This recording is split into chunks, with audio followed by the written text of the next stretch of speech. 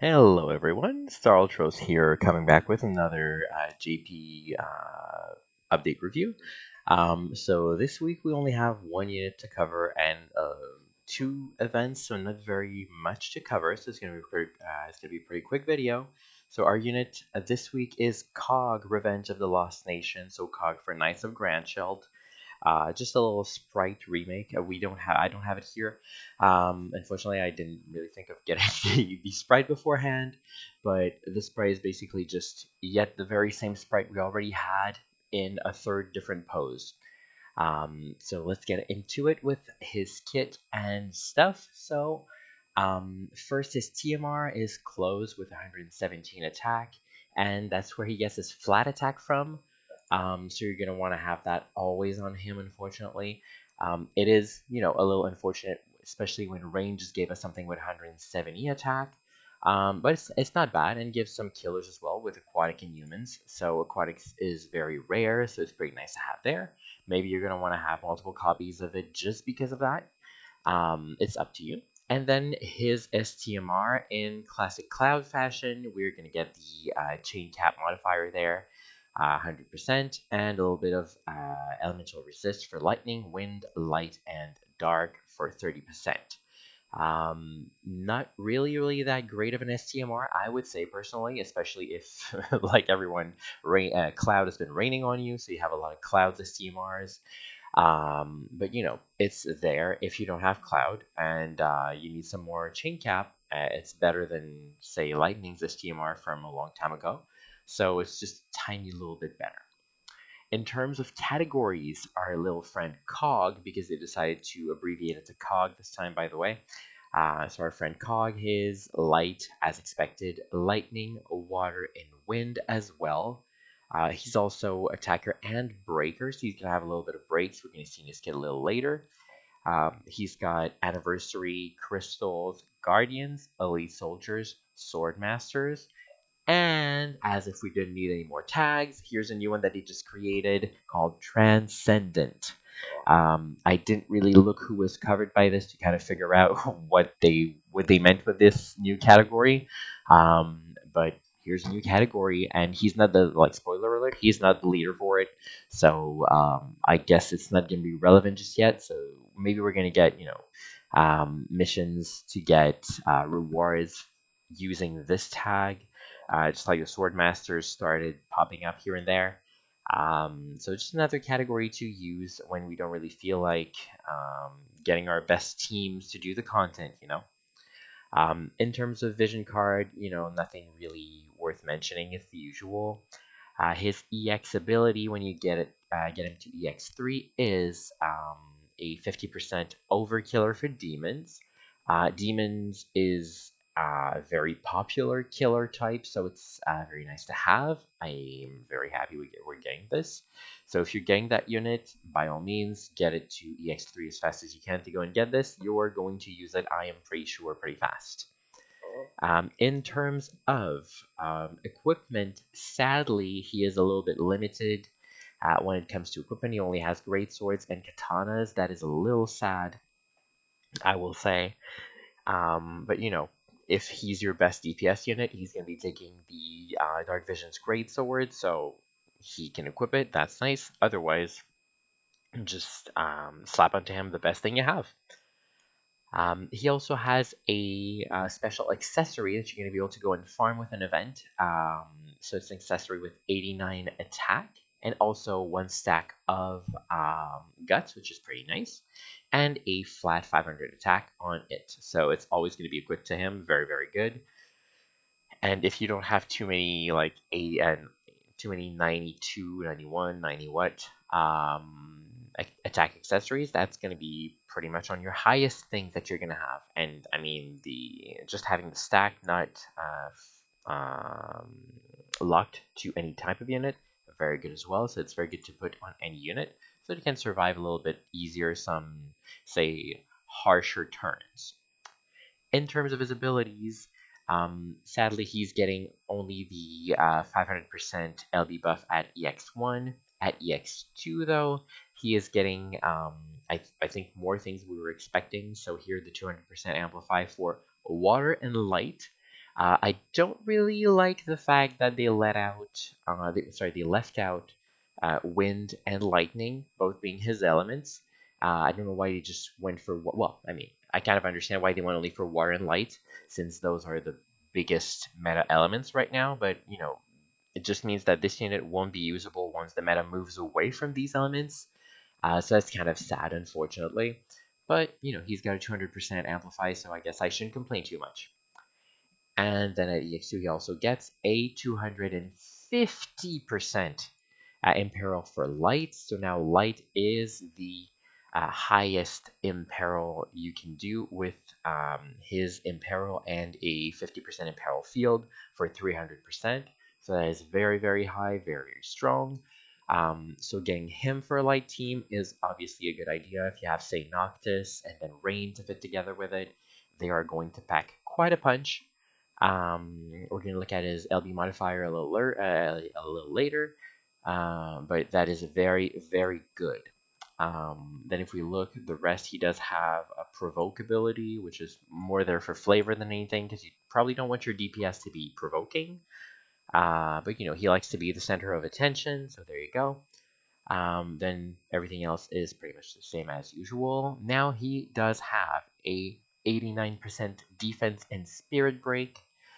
So that's more or less like Tidus, I think.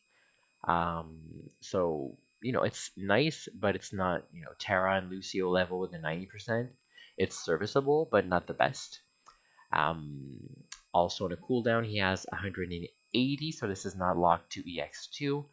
So 180 light imperil and 50% greatsword imperil as well, which is pretty nice, but would be covered by your rain, for example, if you were using rain. In terms of the rest of his kit, he has a reusable on a 3-turn cooldown, 100% amplify for all his elements, and a Magnus ability with only one use per battle for 400% stat buff for himself, which also provides him a 4-stack Mirage and a 1000 MP heal every turn for 3 turns, so that's very nice. But I don't think he's going to be that mana hungry, but he's going to be able to fend for himself. He also has a reusable on-demand 300% stat buff and 250 LB buff, which can't be dispelled. So that little part, while it doesn't seem that much, is also pretty nice for more long-winded fights, especially when the bosses will dispel you all the time. So you have a little something here that can stay. The stat buff, unfortunately, will be dispellable, but the LP damage won't.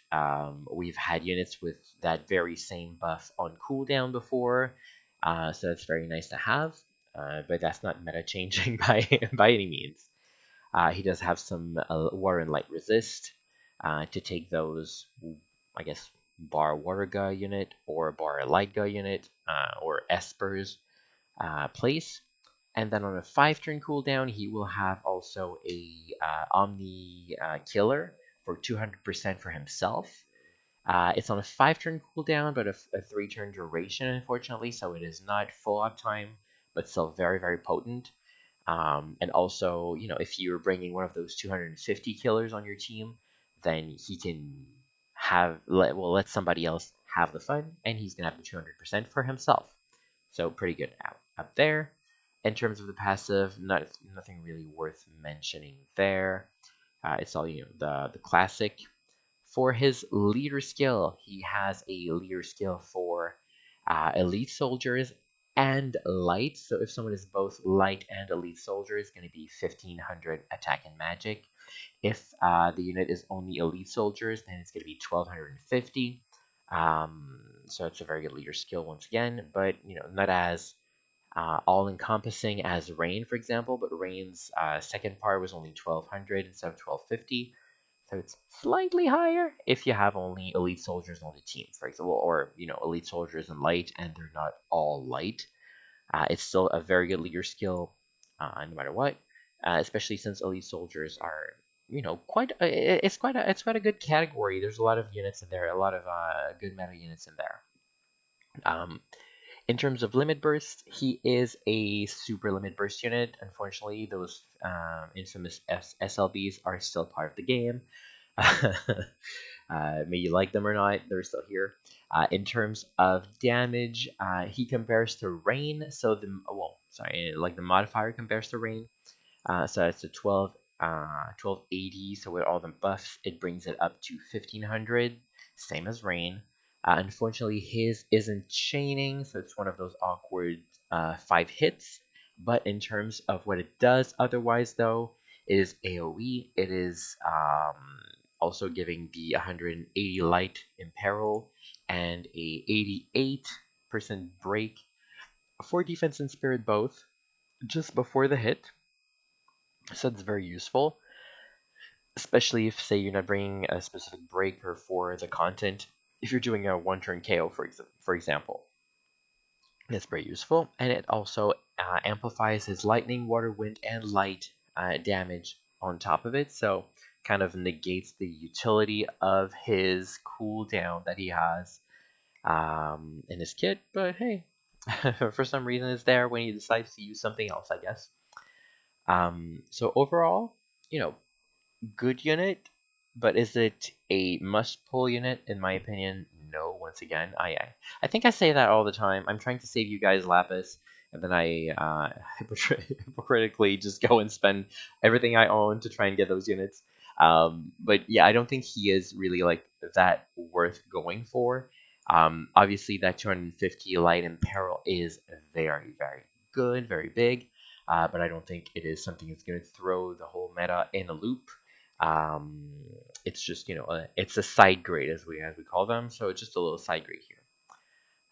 So that's it for COG. Now if we go look at the events, there's not too much coming up. So we have this where we're gonna go and fight Bahamut and Ashura. So the Dragon King and the I guess it's a warrior god. So you're gonna go and fight there and use multiple different tags to go and get this gauntlet and evolve it to the final form, like we had with, say, Ifrit and Phoenix earlier, or Vlad. Was it, yeah, Dark Bahamut, and the last one was Medine as well. So one of those fights where you need to use like multiple tags to go and get all the upgrade materials to upgrade it to the final level. This is a magic gauntlet apparently, from what I've read. So 100 magic, and there's gonna be some LB fill in as well. So it's good, but it's we've had other accessories that do kind of the same thing. It's just like the LB fill that's really nice on it, but um, it's nice and also free to go get. So go and get it, but don't sweat if you don't have it right away. And then the only other thing we have this week is here. It's a weapon quest for the accessory for Cog, so that little white ball here. So it's going to be, one of those other quests where you go and do 3 fights by using a repeat team, and the 4th fight where you actually need to put in some effort and kill it in 2 turns. From the banner, we see Titan, Ramu, and Diabolos. So I'm wondering if it might be a wave battle with 3 different waves, which might be a little bit more annoying, but a little bit more preparation and thought in the fight it isn't unwelcome, I guess, in this kind of dead week. So that's nice. So we got that coming, and that's about it. A pretty short week, not too much to do. So don't forget to do your item world for the 300 weekly lapis. Don't forget to do your like your daily quests and everything, even though there's not much happening. It might be time to go and catch up on some story if you're a refugee, as we like to call them. It might be a good time to go and farm those espers that you've been avoiding to go and get because it's tedious. It's the perfect moment to do it, or finish farming. Well, probably on the raid event, everyone must have finished this by now because the raid event is very easy to farm. Um, but yeah, go and do whatever you need to do and just log in every day to make sure you get your rewards anyway. Otherwise, good luck on your pulls if you're pulling for cog. Another cog in the machine that might help you for that light team, because I think light team is going to be very much ahead of meta with this. Even last will's 75% Imperil Field doesn't quite compare to this. So Cog is definitely going to push in front, push ahead the light team. It's just might not be worth your money if you're not going for top of the meta every week. He's just the flavor of the week unit is what I am feeling like. So good luck on your pulls if you are pulling, and see you next week for the next video. Thanks, guys. Goodbye.